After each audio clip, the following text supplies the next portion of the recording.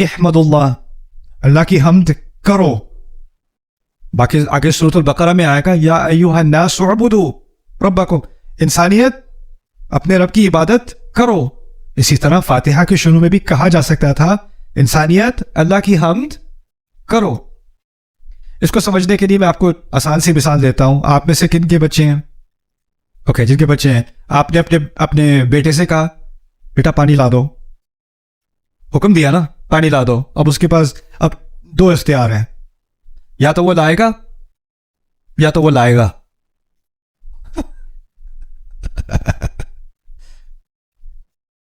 جب آپ عام طور پہ کسی کو حکم دیتے ہو تو بات کیا ہوتی ہے کہ اب اس پہ ڈیپینڈ کرتا ہے وہ کرے یا نہ کرے. وہ کرے گا تو ہوگا, نہیں کرے گا تو نہیں ہوگا. اللہ تعالیٰ نے اگر حمد کا حکم دیا ہوتا ہے نا تو بات کس پہ ڈیپینڈ کرتی؟ ہم پہ. ہم کریں گے تو ہوگی. اب حکم ہم نے نہ مانا تو کیا ہوگا؟ نہیں ہوگی, نہیں ہوگی.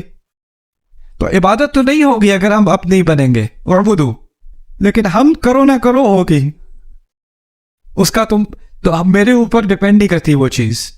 تو اسی لیے احمدوا اور حمدن للہ بھی اس درجے کے نہیں ہے جس درجے کے الحمدللہ ہے.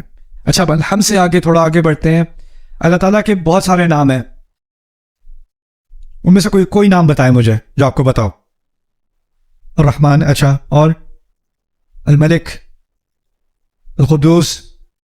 اگر میں کہوں الحمد للرحمن غلط ہے, الحمد للملک غلط ہے, الحمد للخالق, الحمد للرحیم, الحمد للحکیم, الحمد للہادی, الحمد للمتکبر, الحمد للجبار, الحمد للوہاب, سب صحیح ہے نا؟ کیونکہ یہ تمام کس کے نام ہیں؟ اللہ تعالیٰ ہی کے نام ہیں. لیکن ان تمام ناموں میں سے اللہ تعالیٰ نے ایک نام کا اختیار کیا ہم کے ساتھ, الحمد للرحمن نہیں کہا. یہاں تک کہ اب اللہ کا لفظ نکال بھی دو نا تو عربی کے اعتبار سے بات پھر بھی سمجھ میں آ جائے گی. الحمد لرب العالمین الرحمن الرحیم مالک یوم الدین, اللہ کا لفظ میں نے نکال دیا, بات پھر بھی سمجھ میں آ رہی ہے. تو اللہ کے نام کا لفظ یہاں پر اس کا کیا فائدہ ہے یہ سمجھنے کی کوشش کریں. پہلی بات, جب کسی سے آپ کا تعارف ہوتا ہے نا, پہلی بات کیا ہوتی ہے؟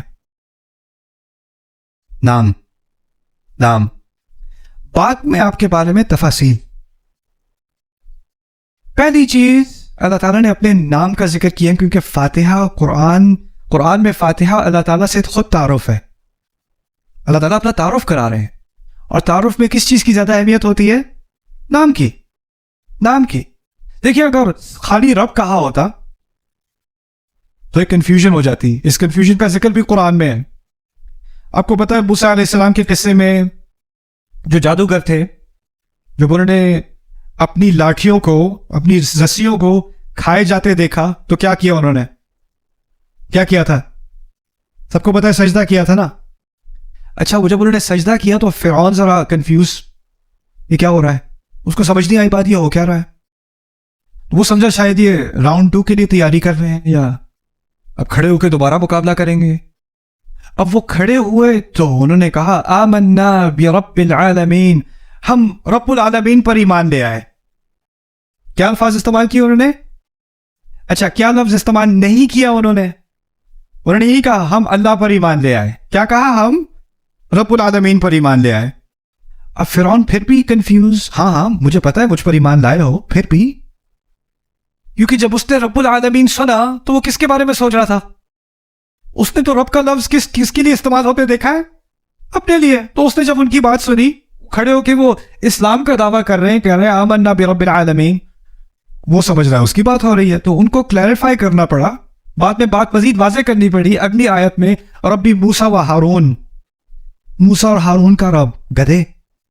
گدھے کا ترجمہ میں نے اضافہ کیا ہے, لیکن بات یہی ہو رہی ہے. جب اس نے رب العالمین سنا تو اس کو کنفیوژن, کیونکہ نام نہیں تھا. نام نہیں.